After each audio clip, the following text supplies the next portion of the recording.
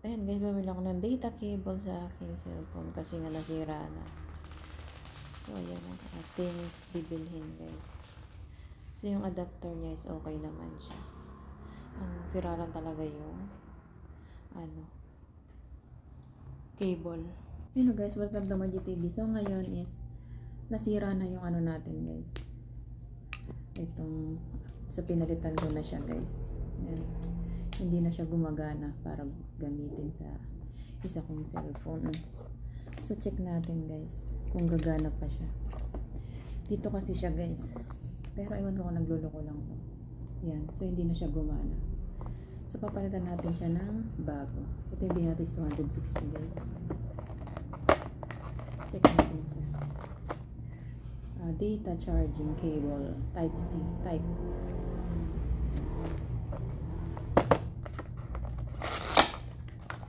So check natin kung gagana to guys. Dito po sa 150 something.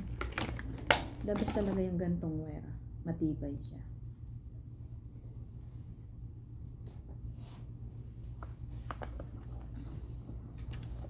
Ito pa natin bago. Ayan. Kailangan natin ito. Ayan. Tayo siya. Tayo siya. Ayan. Tayo siya. So ito guys. So check natin ito. Dahil dito nga hindi siya gumana. So check natin ito.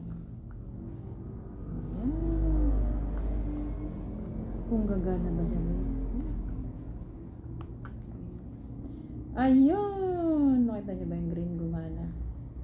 So ito na ang ating mali yata yung pagkakalagay ko.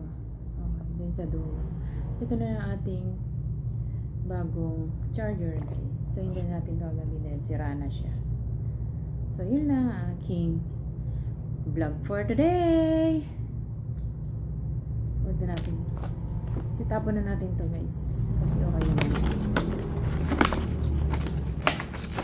Thanks for watching. Don't forget to like, subscribe. Leave the comment, I love you all guys. Chup chup mama. Bago na siya.